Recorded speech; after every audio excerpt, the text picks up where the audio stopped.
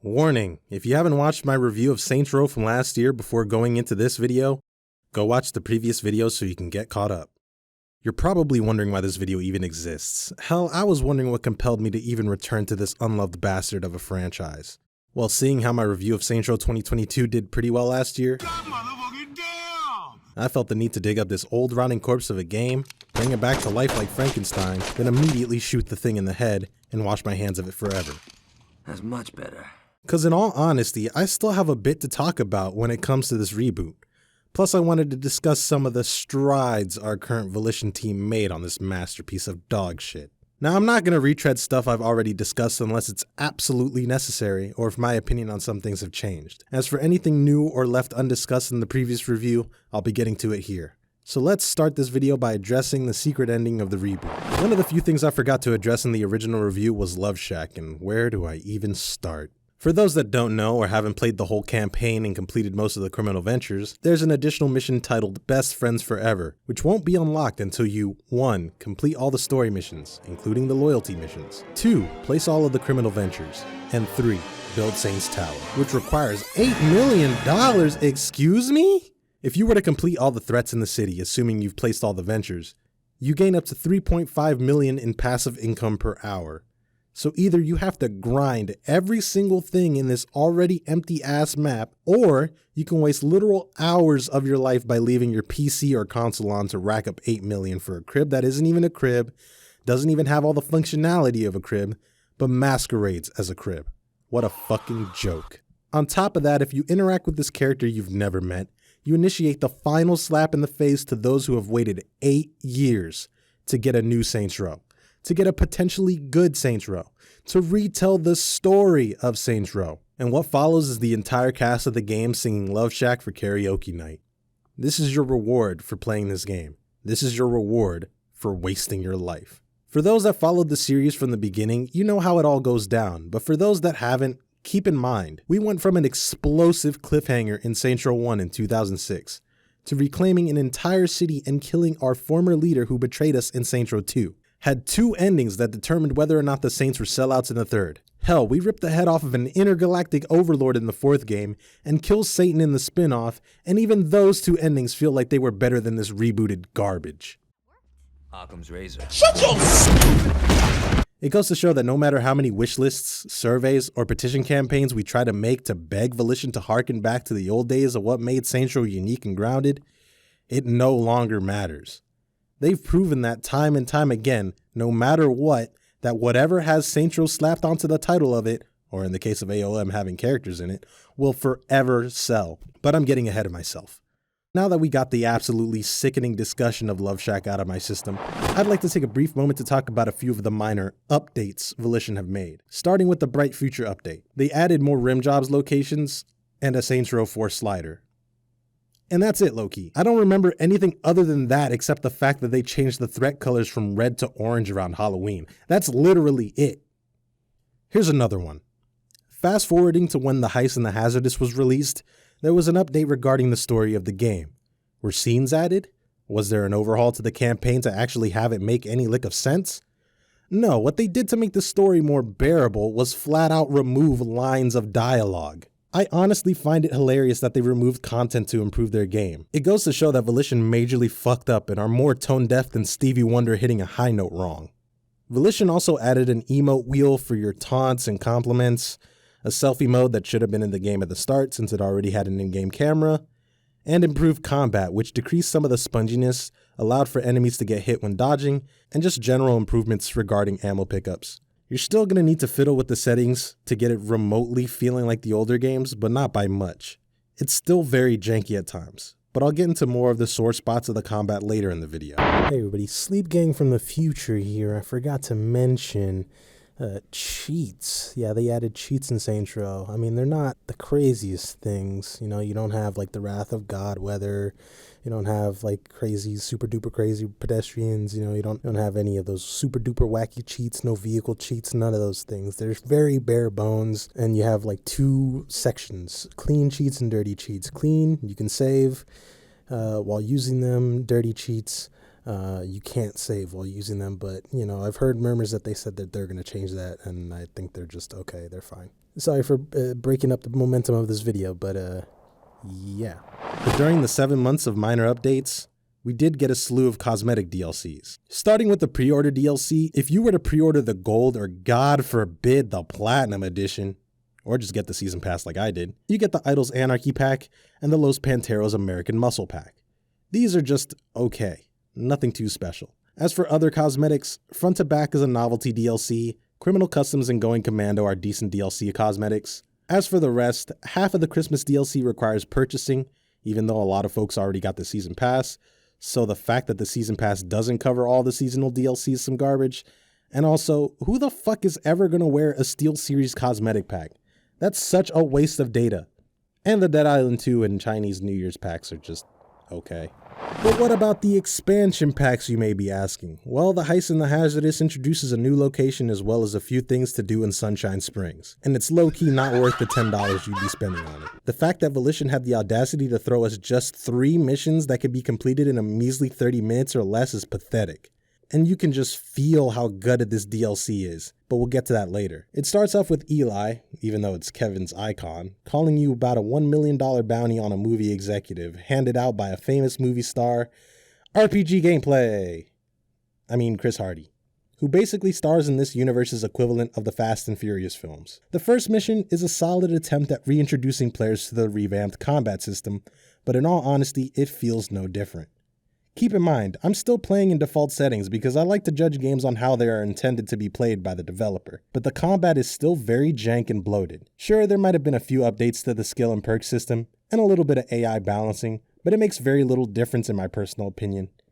All the other Saints Row games felt smooth, their combat was simple. That's why it feels so weird to play this fucking game. The combat is ridiculously bloated, and the AI makes it worse. Characters are still spongy, but they feel a little easier to mow down, but there isn't much else here in terms of what's been updated. After getting the target clipped, you meet with Chris Hardy, who basically tries to scam you out of paying the contract he dished out. After knocking us out cold and throwing us in the river, we vow to take revenge by pulling a heist. Which you'd think you'd get hype for, right? Missions about gathering intel about the place you're heisting, probably poking fun at Rockstar's heist setup missions, gathering the gear. No. There's none of that. Everything is already prepared except for one thing. Getting photos of Chris Hardy to create a holographic projection to masquerade as him during the charity event he's holding. And I want to point out something mentioned earlier about the missions feeling gutted. There's a martial outpost near this bridge. Doesn't it seem like that would be a mission where you'd grab the hologram projector? It could have totally been sandwiched between the first and second mission, but nope. It's just lazily explained that we already have the projector and that we need photos of Hardy to make the disguise work. Which leads us into mission 2, getting the photos. You go about this mission by sneaking past guards and taking photos of Chris Hardy as the Saints distract him. Riveting. And then it's the heist itself. You project yourself as Chris Hardy, walking around schmoozing with the upper class until you get Eli into the building. You distract a few security guards, sneak your way past some lasers, until the real Chris Hardy spots you. But you came prepared by blowing up the vault from the inside, snatching the loot, fighting, or in my case running through Marshall since it allows me to, and getting into a helicopter on the roof to fend off against Marshall's helicopters, and then you make your grand escape. Then the DLC ends. That's it. 3 missions, 30 minutes, $10. Or in my case, $30 since I wasted whatever was left in my Epic Games wallet from my Fortnite crack addiction to pay for this shit. I just had to get that Chun-Li skin. That bitch is thick. What we unlock from the Heist and the Hazardous DLC is a new helicopter, which I'll barely use, some homie skins, some clothing, and a new crib, which is bland as fuck. Sure, there are some references to the later Saints Row games like 3 and 4, but that's it. No Easter eggs regarding Saints Row 1 and 2. Sid ain't even looking at you. That's how you know Volition truly cares. Along with the new patch of land comes a few more threats, one useless-ass store, a collectible statue, a few pieces of clothing, and some new emotes and an emote wheel, and a weak-ass photo mode, and that's mostly it. But there is one saving grace. The Kaiju's wingsuit event.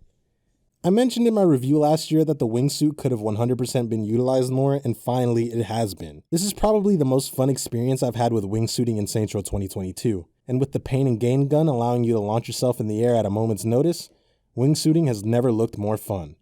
It's one of the things that I loved about the reboot outside of what I mentioned in the previous review. But anyways, the Heist DLC felt like it was going to be a lot grander than it was, especially since it's listed as an expansion, when it's more of a mission pack tied to a small patch of land.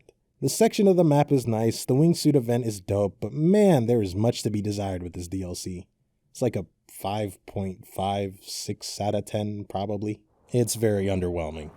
Alright, so now that we covered the first expansion, let's discuss Doc Ketchum's murder circus. It's okay.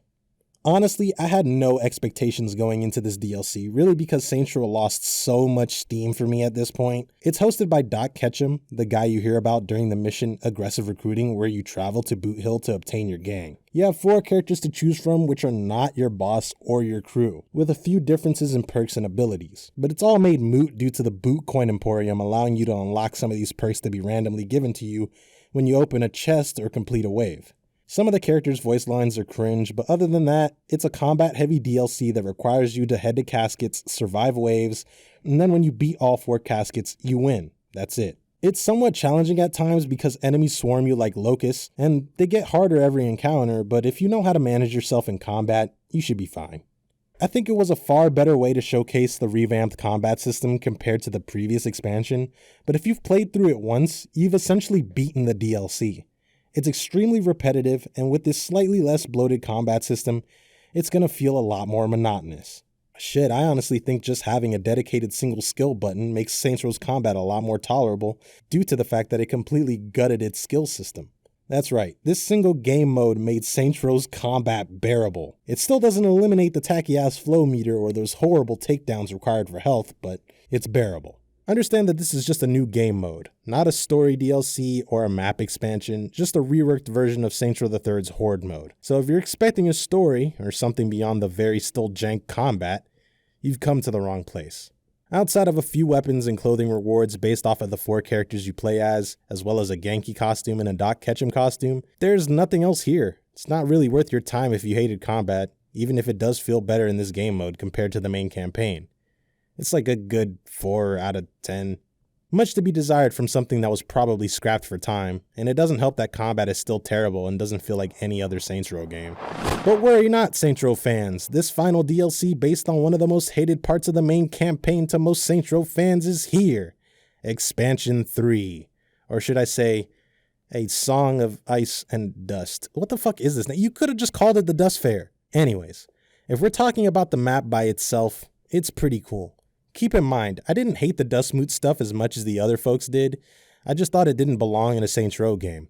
But to be honest, the Valley of Vallejo is pretty cool. It has a weird Mad Max, Burning Man, gigantic convention style feel to it. And it's very well designed. Although it kind of feels like Santo Ileso just gets neglected more and more with these map expansions. It makes me think that Santo Ileso might be too big of a map for this game.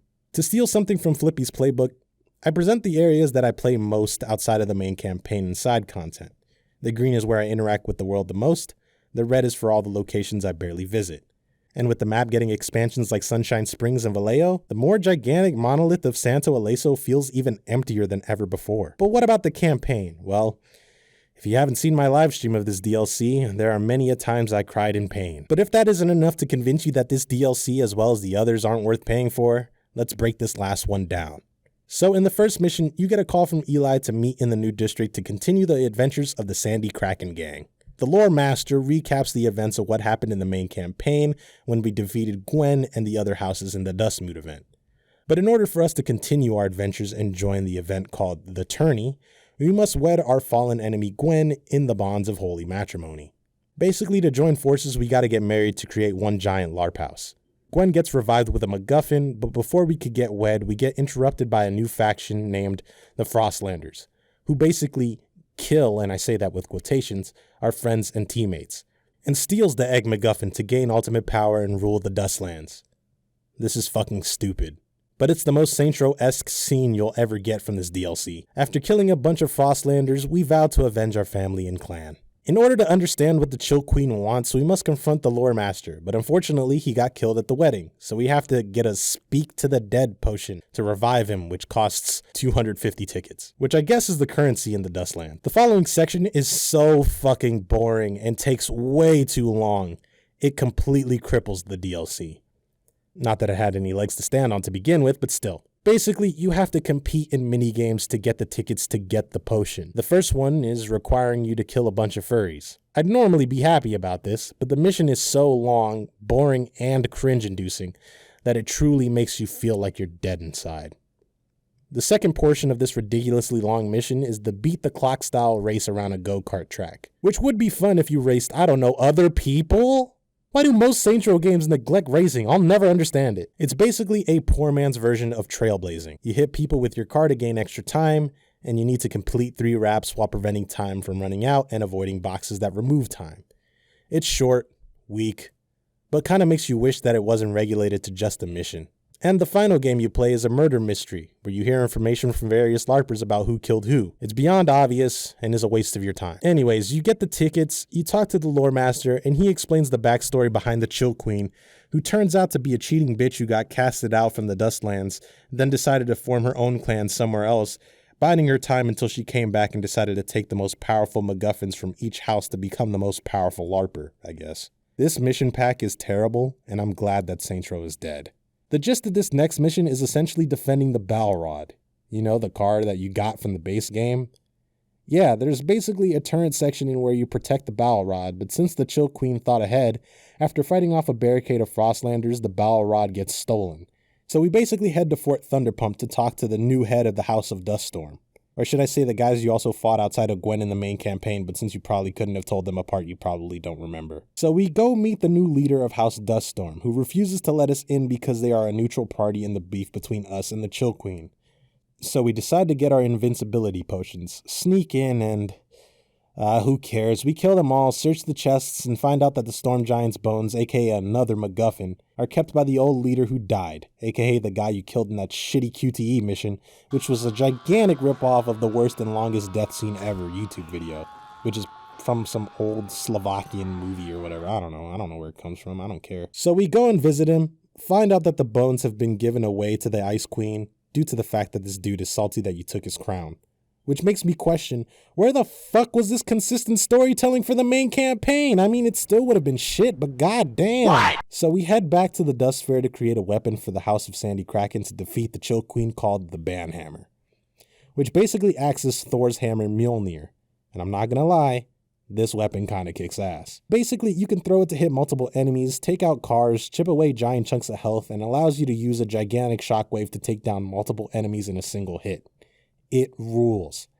But that's literally the only overly positive compliment I can give this expansion. So we defend various parts of the Dust Fair from the Frostlanders to draw out the Queen. It's one of the other missions that takes forever to finish, which really accents how poorly paced this DLC is. Our shitty as fuck friends return with new characters leveled up, and we go forth to take down the Chill Queen. We meet with the Queen inside the chapel at the start of the game and beat her ass. To Volition's credit, it's a creative and unique boss fight. It had me on the ropes a few times thinking I'd die at any moment, but we take down the giant's bones, which shield her and revive enemies, shoot at her a bunch, rinse repeat, and then boom, she's dead. And in somewhat of a clever way to end this expansion, Volition mirrors the ending of the Nuwali fight, just to a goofier degree. And that's it, that's the DLC. Considering how no one cared for LARPing in the base game, I'm honestly astonished that Volition made the executive decision to include such an expansion in the roadmap.